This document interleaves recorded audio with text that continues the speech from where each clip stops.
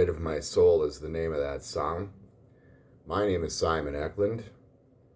I am as real as it gets. And this will be called As Real as It Gets. I believe that maybe actually that name is already taken for a YouTube channel name. However, I am 100% authentic, as real as it gets. Simon Eklund, stage name Simon Says. This first video, first episode, first segment of As Real as It Gets is going to be focused on a topic related to success in life transformation, success in business, success in recovery, success in anything you want to do, becoming a better musician, becoming a better dancer, becoming a better artist, becoming the best version of self. So I've been going through a life transformation for the last 31 years. And I say that because prior to 31 years ago, I was really very, very lost. I suffered from a great overabundance of early childhood traumas. So I'm a survivor of things that I should not have survived in my childhood. From birth to 5 years old, there was 3 instances I should have been dead for sure. And through some miracle, I survived. And not only did I not survive, I did not come out of that severely maimed in any way, shape, or form. However, these early childhood traumas, tragedies, did cause PTSD, and each trauma caused PTSD. So these, as real as it gets, and that's why I'm sitting here in my pajamas, on my couch with my pillow, with my blankets. I'm coming at you from central Minnesota, St. Cloud, Minnesota, in my apartment overlooking the Mississippi River from the 5th floor. I have a $1 million view. I have a train bridge, an old steel girder train bridge. I'm at the top of the trees. I consistently see eagles and other beautiful birds and nature happening out my window. And there's a river trail that starts there that I walk for my personal spiritual, mental, physical, psychological health. I go for daily walks here that are 8 miles, and I love it. Anyway, this first video is, the topic is getting started. So to succeed at anything, of course, we must get started. Now, this is not the first time I've recorded this first video for As Real as It Gets. And the next segment is about consistency, or maybe it's career choice. I forget. I already have this video recorded, and I'm going to put it out second to this video because it fits perfectly. It's about how to choose a career path. So, the beauty of As Real as It Gets, the reason I wanted to do it this way, raw, no filters, no edits, as real as it gets. This is life. Life is full of mistakes, I had a therapist that said it great, any good relationship, and including that relationship with myself and my higher power, which I address my higher power as God. I'm not here to convince anybody of anything. I'm here to share my personal experiences and the facts in my life that have led me to believe what I believe today to be true, and share, how I've made it through the most difficult times in my life, and also how those most difficult times have come to be some of my greatest assets. I'm going to talk about recovery from drug addiction and alcoholism because that is my life. Not only am I a trauma survivor, a survivor of prolonged exposure to neglect and abuse, whether it was intentional or not, it's still neglect and abuse. And in my life, I don't believe that the neglect and abuse was necessarily intentional when I was a child. I had family that were educators and caregivers to children. So, and both my families are affluent. So I didn't come from a poor, broken, dismembered family where we didn't have any resources. I had resources, even counselors when I was a child. After some of these traumas happened, my parents thought maybe I should see a therapist, and then I even went through some evaluation testing for IQ and aptitudes and interests and abilities. But I was too lost and too broken, so I became drug addicted, alcohol addicted, addicted to sex, addicted to anything that felt good in my life that helped me escape the reality. But it wasn't a conscious thing. This is all trauma driven, is what I'm getting at here. Is that I'm going to use a lot of language that I've picked up from Alcoholics Anonymous. I'm going to do a lot of quoting out of the big book of Alcoholics Anonymous, not to promote it, not to sell it, not to give an opinion, but to share how these truths that I've read have applied in my life. And when I've followed these truths, I've had success. So there's some paradoxes that I live by today that I've found to be true. And the first paradox that I will say is that I had to die to live. And what I mean by that is that I had to have a death of my ego.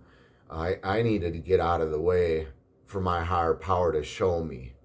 And when I pray and ask, if I'm really truly praying and asking for guidance, then I need to be opened with my eyes, with my ears, with my senses, with my surroundings, because those answers will come in all kinds of different ways, but I have to be open to hearing them, which means that I have to also be open to hearing things that I might not necessarily like, because it's telling me, what I really, truths that are painful, but when I walk through that pain, what I'm going to experience, the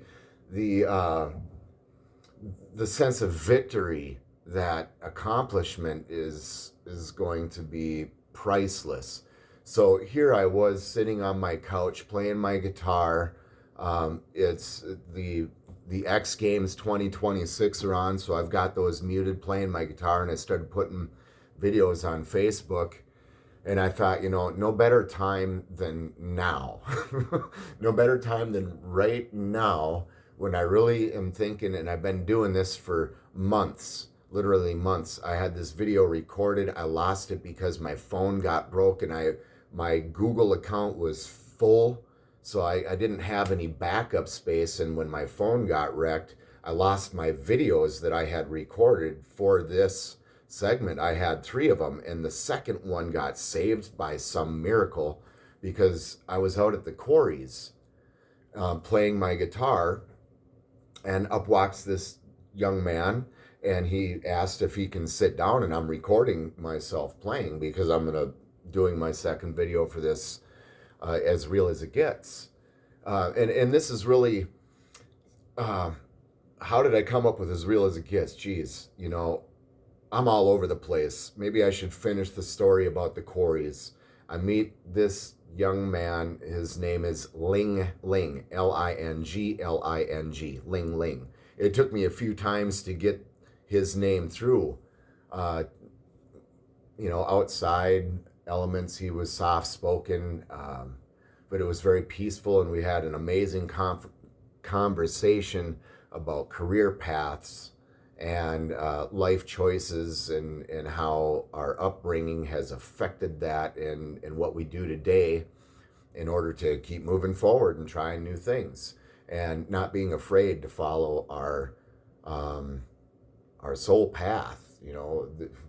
we're all born for a reason. We're here for a reason, whether a person wants to believe that or not. We have the right to free will, and that's such a beautiful thing, and it's also a scary thing because some very wicked people use their free will to do wicked things, and that's scary because people with power do that, and that's I don't even want to tap into that. However, I will talk about religion, I'll talk about politics, I'll talk about it all, trauma, drug addiction, alcoholism, gambling, eating, I don't care what it is. These things that I'll talk about hopefully will help guide people to some responsible, sustainable solutions in their life so they can seed at life transformation. And in the past, so Ling Ling, we had this, oh, I already covered that. I'm sorry. I will jump around. And that's the beauty of no filters. As real as it gets, it's embarrassing because I get lost and off topic or switched in my timelines, but it also shows that I'm human and I'm not afraid to be authentic, 100% as real as it gets, myself, Simon. So, life transformation. My past, my last career as a franchise broker led me to a lot of learning resources, some amazing people all over this country, and they led me to reading materials and resources that really filled me with great information along with my life experience, and I transformed my original business, which was Franchise Voyager, because when these people that I would get in contact with, they're on a journey. You know, these are career-minded, business-minded, aspiring entrepreneurs, or they're already entrepreneurs and they want to add businesses, or they're looking into franchising specifically as a tool to build business. So Franchise Voyager was a name I came up with in bed one evening. I was thinking about a journey, a voyage, franchise voyage, Voyager. I'll take you on this journey so you can get all of the information you need to make an educated decision about your future. Discovery process. And it was fun. It charged me. I loved it. But I wanted to add more because I was one of those people who didn't have access to the financial resources. I had these emotional intelligence, intellectual intelligence, ability to learn and grow, and a desire to grow and to succeed. But I lacked the financial wherewithal. So I had to be I had to improvise. But I worked hard and I studied hard and I studied around the clock and I started writing articles and researching other paths. And my franchise brokerage transformed into more of an overall career helping anybody. So people like myself without the money find opportunities maybe that they could afford in their budget or, a path that would lead them there. So my business transformed into Career Transition Headquarters. I built a website. I found this really amazing tool online. It was called Wealthy Affiliate, and I ignored it the first time around because the name Wealthy was in it. And then, of course, I saw a jet plane, and I'm like, oh, it's another one of those scams. Oh, no. Wealthy Affiliate was probably one of the only legitimate tools I came across online to teach a person how to build a successful online business, step by step by step, and worldwide support. I mean, global support, global community within Wealthy Affiliate. And it was affordable. And I built this super site, this super business. But it was too late for me at that point in order to keep that business going, because I ran out of financial resources before I could start to reap the fruits of my labors. However, here I am, reboot, and there are some new ways to do this, and I might be able to actually do this on an even more shoestring budget than I had before. And hopefully I can show people this in real time, as real as it gets. Show my life transformation. I can show pictures and videos, and I can bring up my old articles, write new articles. I can show my life transformation in real time, and also show where I came from to this current time, to show, no matter what happens in your life, and even if you hiccup and you fall smack face first into the concrete like I did, and go sliding across it with your feet in the air in the scorpion position, you can still get up and you can still succeed.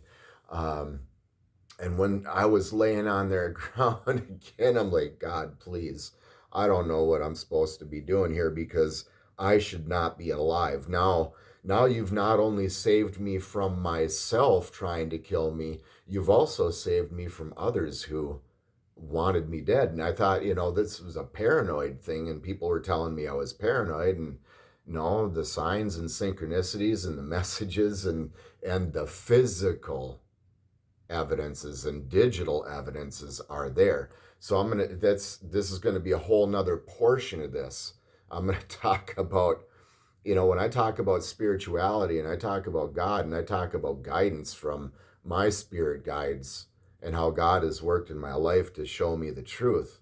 I'm going to have to share some things that I really don't want to talk about, because I have to be very vulnerable, and being labeled as weird or crazy. And quite frankly, I don't care, because my reality is my reality, my truth is my truth, and the evidence is the evidence.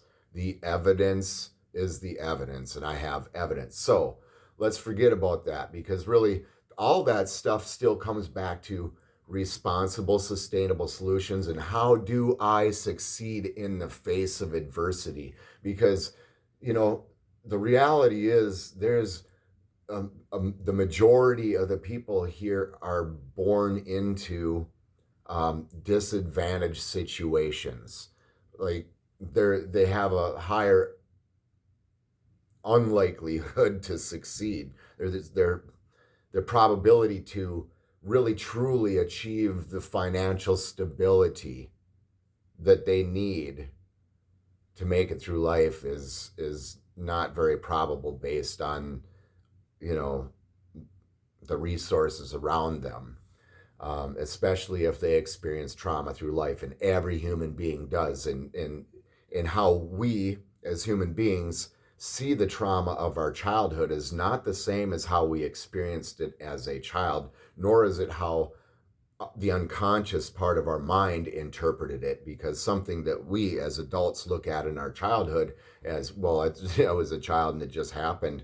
Well, the unconsciousness may remember that as severe. And so there are certain things that may have been present when that happened that we don't think was severe, that the unconscious remembers as severe. Anything and everything that was present is now a carbon copy in the unconsciousness. And if we come across those in our daily life, we'll feel it. We won't even know, but we'll feel something, and that's a dysregulation. And I know that when I feel dysregulated, clearly there's a trigger, because now I know, well, geez, I've suffered so much trauma in my life. Just about anything can be a trigger to this trauma. And so how can one overcome all of these challenges, fight, flight, freeze to the extreme, and still push forward and succeed in life? It's not easy. Honesty, open-mindedness, willingness are a must. And I'm talking about with oneself, and of course it all goes back to getting started. Here I was on my couch doing what I do most days. I play my guitar. I have several guitars, and I play each one, and usually I put in 3, sometimes 6, and even 8 hours a day playing my instruments, because I have a goal. And I hope that now doing this, maybe this will help me achieve my goal. And my goal isn't purely selfish. My goal is to help a whole lot of people hopefully escape from the illusion that they can't succeed based off of their current situation. And I want to show that, real people, because there's all those gurus out there. And every time I followed a guru path, it was like, you got to have $10,000 minimum. And I'm like, well, man, I'm a perfect candidate for this, but I just don't have the money. So poor me. I guess I got to go a different route. And that's what I'm doing. That's what I've done. And that's what I'm going to show. I'm going to try to keep, what have I got? 25 minutes just about on here. How did I get started today? I don't know. I really don't know. I was doing what I was doing, and I've had this, boy, I should really open up my laptop. Now, one of my challenges from here is that the next step I need to take, so I got started, I made this video, and this video is extremely important. But the next step I need to take is I need to open up my laptop and I need to go into my YouTube, because I set up my initial channel as a personal, and I need to set it as a business, or however they say it. The language they use, I can't think of it as at the moment, but I know it's a business account versus a personal account. And I can only put 15 minutes of video on that personal, and I want this to be business anyway, because this is something I'm going to be posting videos that are a half hour. I didn't know how long this one was going to get, but I forgot. I need to go back to, I opened this video with a song. And every video I'm ever going to do from this point forward is going to be a song. And this first song is the first song on my album. It's a musical composition, and it's called Soul Salvation. And this is a journey. I take you on my personal spiritual journey through the vibrational energy of my strings. I do that without lyrics. It's purely instrumental. And I tell a story about each song and what that means. And that first song was Dark Night of My Soul. And so all that trauma had me stuck in the darkness, alone. And I didn't even realize, I didn't have a name for that. I called it the void, but I didn't really understand, of course, if I'm in the void, I'm alone. It's infinite and there's no way out of it. And so all my early childhood traumas left me alone fighting for my life. And every time, this, that, and the other, I ended up alone. And even around my family, it's celebrations and birthdays and Christmases and reunions and, celebrations of life, like everybody together. Not that somebody passed, but there was passings, and that broke me too. But these celebrations, I wanted to crawl in a hole and cry, and that didn't make sense to me because all of my loved ones were there. Everybody I wanted to be around and loved by and supported by were there, and they told me I was special. Ever since I could remember, they said, "You're special," and I was the firstborn. I was the firstborn on both sides of my families. Great-grandson, firstborn male, firstborn, and not that matters, gender, but I was the firstborn. Nephew, I was the firstborn, all that. And for a couple, probably at least 3 years. So I might have been spoiled as a child, and I think some of my family members always even said that, but thinking back, it was almost condescending, like, "You're so spoiled," and they even called me rude, I think. And I think I might have even just been acting like a child, and I was told I was rude. So anyway, there was some toxic family dynamics that happened to both sides. Even though they were affluent and even though there seemed to be a lot of love, I was broken, and it may or may not have been intentional. And I say that because of some of the information that I've come across some of the evidence that's there, some of the guidance I've received from what I believe to be God. um, anyway, God has me alive here today, posting these videos. There's going to be references I'll make to some of the professionals of the world that have given me some tools and resources, because I've been able to watch these videos on YouTube. And I'm probably going to mispronounce the names. I don't mean to, but Gabor Mate or Mate, Gabor Mate, amazing. And I was sharing my point of view, my perspective with my therapist about what I believed actually addiction to be one day, and my therapist looked at me and said, "You should read this book, In the Realm of Hungry Ghosts." And then I was telling another friend. I told 4 different people my outlook on addiction and healing from addiction, and they all led me to this book from this man I had never heard of, and now I know who he is. And holy smokes, my life experience led me to a truth that man who he has a PhD in psychology. I don't have a PhD in psychology, but I came up with the same philosophies that he did based on his research and working with addicts and alcoholics, without ever hearing these philosophies based off of my own life experience, which I think is amazing. And I would love to have a conversation with that man, which would likely never happen. I'm here, he's there, and I don't have the money, and of course he's busy, and he's very old now. I hope that these videos reach the right people. I hope to connect. I hope that, this resource, YouTube, it helps me to connect with a global community. I don't believe I was born to be small.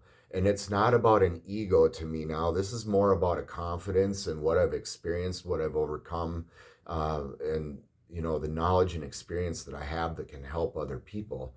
However, I do myself need help along the way. I get help from God, but I still feel very alone. And I try to inject myself into the community, and it's always very hard. I always feel like I'm trying to kick a door open, and the door keeps slamming in my face, and I'm trying to kick it open. So getting started and staying consistent are a challenge, especially when a person suffers from fight, flight, freeze. Those are trauma. They call them response. I don't know where these psychologists get that idea. There's no trauma response about it. There's no response. When you respond to something, you have time to think and respond. These are trauma reactions. It's from here to wham, gone now. I mean, now I've had a lot of practice with this, so I've overcome trigger reaction, and I'm able to respond most of the time in what a person would say, I'd say a box of what's normal. You have a range of things that can swing, but when it starts to get hit way over here with too much of an extreme of anything, I can become extremely dysregulated. So I make an effort to stay out of situations that are going to be extremely triggering for myself. Now, for a person who is newly trying to get sober, trying to stop using drugs or stop gambling, of course, it's real obvious. Just stay out of those places. Now, that's not easy, because now what do? Well, myself, I've found another community. Another community with like-minded people with the same challenges that have overcome those challenges, and I did what they did. But I had to be beaten badly enough into a state of reasonableness before that could happen for myself. I had to admit complete defeat, like, hey, man, surrender. Dark night of my soul. I surrender.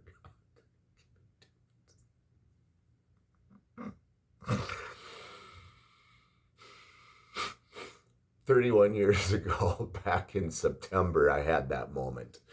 I was licked. I was in the darkness alone, 100%. No more, God, I can't do it. And up until that day, I was belligerently anti even God, because to me, God meant religion. And to this day, I'm not a religious individual. I don't practice any religion. I've read, I've been guided to read certain things in the Bible directly from God to read that, and I was blown away. And I'll talk about that later on. But here, that moment in Chicago, that was the dark night of my soul. I've experienced it again since then at a whole different level, and a whole different awakening happened. And, my second song is called Awakening. But in order for my awakening to happen, I had to have a dark night of my soul. My ego had to be crushed. I had to I was blocked because, of these toxic societal beliefs that this is the way it is. And all of a sudden, God showed me, no, that is not the way it is. And it wasn't that, it was all the trauma that I am unworthy. I can't do this. Oh, I can, and I am worthy. And clearly I'm loved and supported, or I wouldn't have been alive, especially after all the drugs and alcohol I did in the 3 years I lived in Chicago, being from St. Cloud, Minnesota. Doing the things I did there. I should not be alive. So, there's a whole community of gurus. There's Tony Robbins. There's Mel Robbins. There's this guy, Lewis Howes. There's so many. And of course, I have musical inspirations galore. And I'll just say it right now. Henry Rollins. Since I was a teenager, you were one of my heroes, because that's an intelligent man who sows real positive seeds, and he's on the bright side of the fence in the world. He's for humanity. And he understands that we have some tyrants that are in control, and that's the way it's been for a long time. And to wake up, people. Ice-T, Ice Cube. Well, I don't care. It's in heavy metal. Jeff Henneman, Kerry King, Tom Araya, they came up with lyrics that are about the truth. Movies that I've been guided to watch, it's like, oh my gosh, how do people watch and listen to these things and not see and hear that this is the reality that we're living? And that obviously a solution can never be violent. We're all responsible adults. And I don't know whoever in a million years thought that weapons of mass destruction is going to keep us safe. I mean, that's just stupidity, period. I don't care who you are. I don't care. I don't understand how anybody ever bought it all the way back in history that building armies and starting wars was a solution. This, that is definitely the snake eating itself. And it's getting worse. The snake is getting close to the point where it can no longer eat anymore. Globally, that's where we're at with our leaders and with society. But I don't want to be a doomsayer. I believe God did not put us here to wipe us out. And I believe that, at the right time, God will reveal his chosen ones and the scales will be balanced. Because clearly, right now, the scales are not balanced. Anyway, as real as it gets, dark night of my soul. I had to be open to different perspective. I had to be open-minded. I had to be willing. And of course, I had to be honest. Those were 3 essentials. And when I had the dark night of my soul, that happened. I all of a sudden became honest, open-minded, and willing to do things that I had never done before, to step out of my comfort zone. That getting started is stepping out of your comfort zone. every time, I've started writing this book digitally, and my Google account gets filled, and then all of a sudden the reaction shuts me down, fight, flight, freeze reaction. And there I am sitting on my couch and I'm staring at the ceiling and tears are running down my eyes and I just can't do it anymore. And because I got to pay the credit card and I didn't have one, and I didn't even want to get one again, not a bank card, anything. I just, I'm just done. But slowly, just never gave up. One of the things that's essential in order to continue to have success is to be able to have, the bare essentials that a person needs. I believe is a must for success. We must have shelter. We must have food. We must have quality medical care, dental care, vision care, like all the above, the essentials, transportation, the things we need to get through. And without those things, that makes it even harder to try to come. If you try to come off the street to get to a new career, if you try to come out of jail, out of a treatment center, out of the hospital from an accident that like myself, I had an accident back in 2013. A woman blew a red arrow. She hit me head on. She didn't have insurance. And the accident was severe enough that my doctor said I needed to change my career. I was a truck driver and a heavy equipment operator. That's what I was trained in. That's what I was good at. That's what I knew. And I had a family to feed and a house. So that I kept going with logic. That was a life-changing moment, and that could have killed me. Like, I could have poor me, and now what do I do? And I could have drank myself into oblivion, but I didn't, no. I changed my career. I started Franchise Voyager, but that came with a lot of research and development and self-search and open-mindedness and willingness to look at other things instead of just staying fixated on what I think will be right for me, open to new ideas. So I'm going to wrap up this first segment of As Real as It Gets. I should be drinking my water.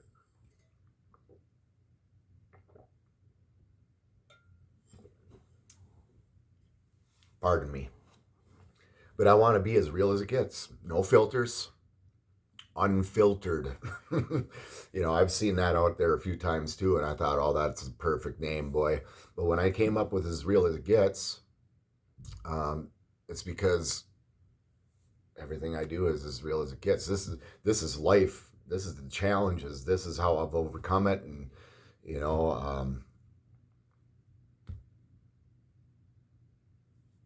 the mistakes when I play my music. I do it here. I have no filters. I don't have a pitch, any kind of pitch magician to make my strings stay in tune if I hit the fret wrong or, the next fret. No, I play it just the way it is and put it out there just the way it is. And I hope that, the people that come across these videos, that I provide something of value. So one of the things I found of value when getting started, when I was challenged, and even still now, and I don't use it all the time, but I'm talking about it now because I've used it, is the 5-4-3-2-1 method. And I heard it from a woman by the name of Mel Robbins. So I'm going to give credit where credit was due. I don't know if she was the one who came up with that or she heard it from someone else, but it was from her. 5-4-3-2-1, feeling stuck and just get up. And I've had to do it multiple times because it didn't work the first time, because sometimes that trauma can be very debilitating. So using a method like 5-4-3-2-1 and go, and what am I going to go to? Well, getting started, I need to make a list. And the first thing I need to do in that list is I need to write down my why. Why am I doing this? What is the reason behind me taking this journey, whether it's a spiritual journey, which it's a journey exploring owning a franchise business, it's a journey starting an online business, it's a journey starting a new career in music, it's a journey in starting an art career, it's a journey in becoming an electrician, a truck driver, whatever it may be. Getting started, why? That is the number one thing we have to do is grab the notebook, we grab the pen, and I'm not going to write these things down and show you, but I have a notebook and it's filled everywhere with content, rich content, with what to do, my list, getting started. First of all, why am I doing this? Well, why am I doing this? Because I deserve to live my best life. I deserve to have what I desire.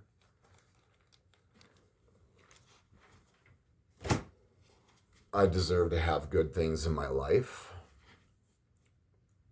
And I'm a hard worker. And people that work hard deserve to be rewarded. So, it's difficult in getting started because I'm an overthinker. I'll think it right through to stopping myself from getting started by, I got to do this, I got to do that, and all of a sudden it becomes overwhelming instead of just forget everything. Getting started, I need to make a list. 5, 4, 3, 2, 1. Get up, grab the notebook, sit down, and just, why am I doing this? And then maybe make Post-its and put them around where you can see them. That's what I've had to do in the past. Every morning I would wake up and I'd grab my notebook and I would read my affirmations back to myself. I am loved and supported by the universe. I was created by God. God has a purpose for me or I wouldn't be here, because these are facts to me. I shouldn't be here. But I wrote these things down for myself and I read them every single day. And why am I doing this? Because I deserve it, and because I love myself, and because God wants me here. So God loves me. Even when I didn't love myself and I wasn't lovable, now it's time for me to show my God my gratitude for my life. And clearly I'm alive and supported. So if I make better choices, I'm going to have better results. Well, in my trauma, I made some great choices and I wasn't able to achieve my level of success, and it broke me.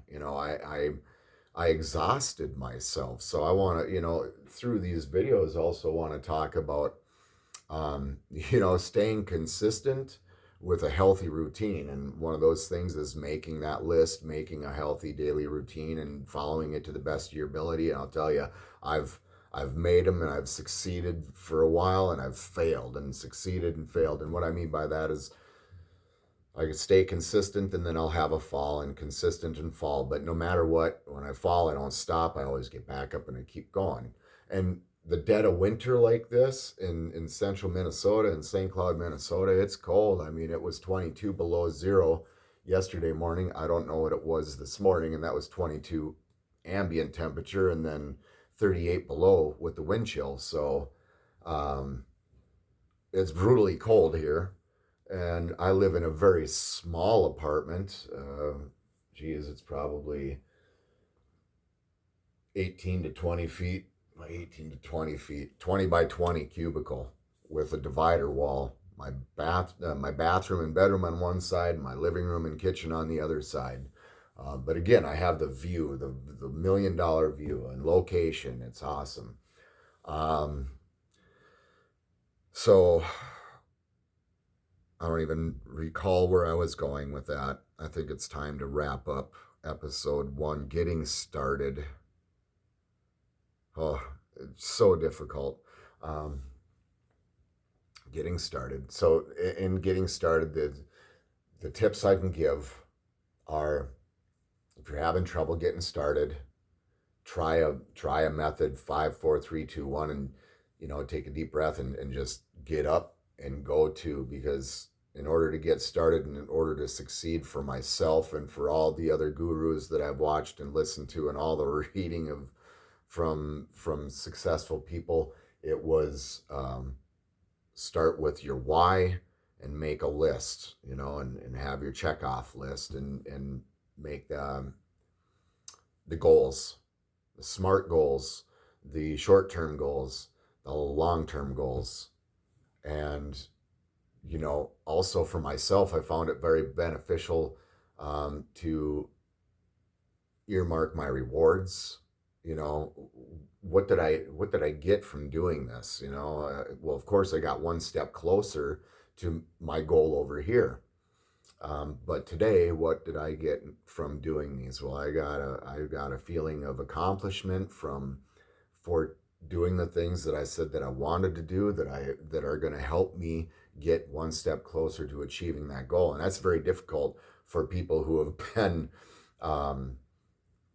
have been challenged with drug addiction and alcoholism and gambling addiction or overeating addiction, sex addiction, anything to an extreme.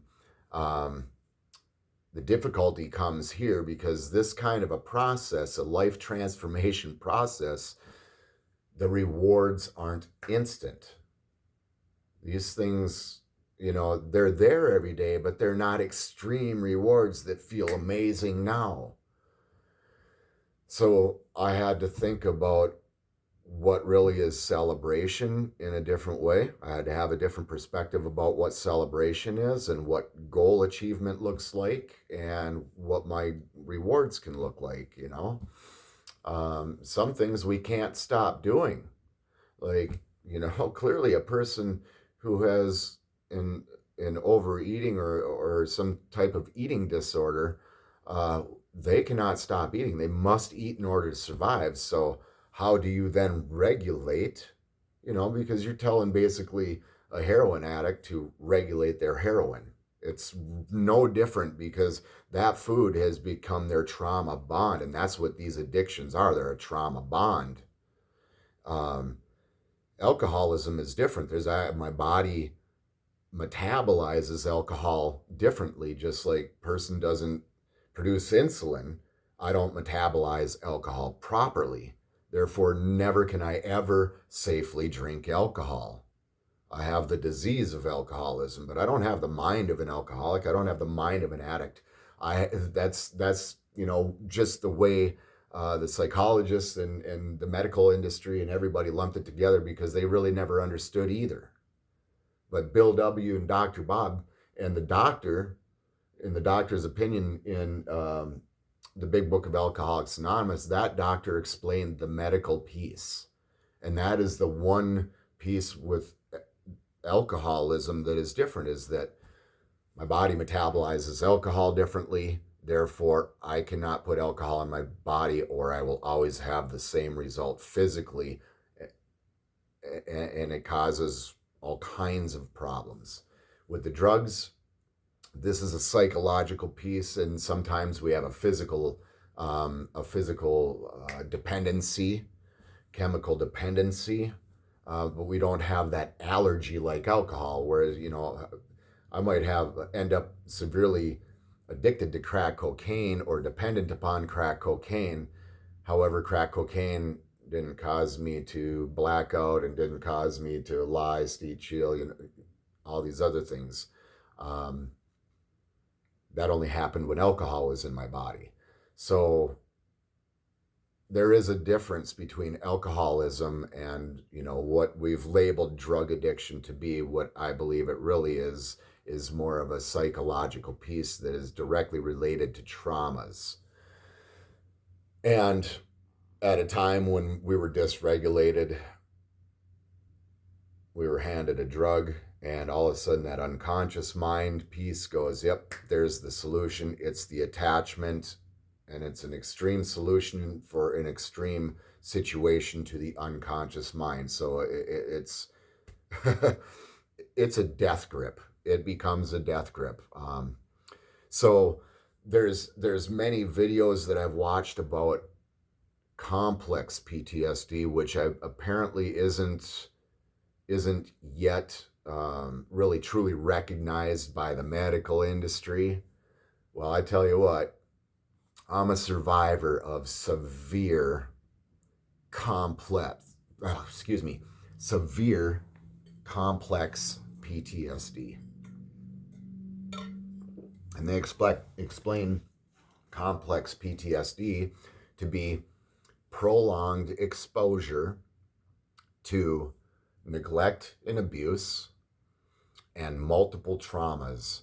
And I've had multiple traumas and prolonged exposure to neglect and abuse all through my early childhood, all the way up till I was 11 years old, all the way up till I was 18, all the way.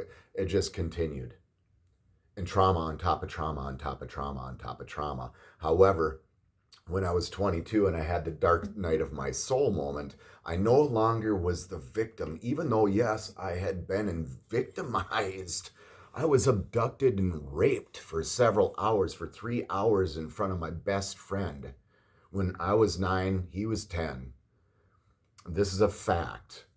And I don't live in that victim mode. I don't live in that hate mode for that person. I understand that, wow, you know, whatever that person went through as a child had to be extreme in order for it to break him to become a monster, to do that to others over and over again. So I was able to forgive, which somehow released this victim piece. And I'm not a victim anymore. It's not happening to me anymore. And I'm free to go about my business. But the things that happened to me as a child definitely made my path in life way more challenging. And you know, people that become addicted to anything, I don't care what it is, there's these stigmas that somehow it's their fault, it was a choice, and they should know better. I hope to help alleviate some of that as well. Even some people that are in jail or prison today, you know, they might really not be criminals. They might really be there because they experienced an overabundance of trauma. They didn't believe that they were worthy of life. They acted such because they believed about themselves. But if they really truly had some resources, some guiding resources, responsible, sustainable solutions with someone to help them through that process, I think most of the people that are sitting in prison today could probably walk out of there with that guide, with those resources, and become responsible, productive members of society again. I really do believe that. And I hope that sharing these things about my life and what I believe, you know, just if nothing else, gives some people some hope out there that not every human being on this planet is evil, and not every human being on this planet is out to get somebody else or take advantage of you. You know, and hey, I've made mistakes in my life. I've been betrayed beyond betrayed, but I've betrayed people. The difference here is that I always stand today. I've made the amends directly that I can, and to those that I haven't, I stand ready. Should they, you know, should God see fit, that person will walk into my life and I will make my amends. And if they accept, they accept. And if they say no, at least I faced them. You know, I took that risk, and through no expense of my own skin, stood ready to be held accountable. You know, I did this, and whatever I can do to make it right. Is there anything I can do to make it right? And whatever that person says, then I need to be willing to do that if I really truly mean that. And you know, today, the best way I can make amends in life to myself and everybody else is, well, to not drink alcohol first and foremost for me, which I haven't done in over 31 years, thank God, and self.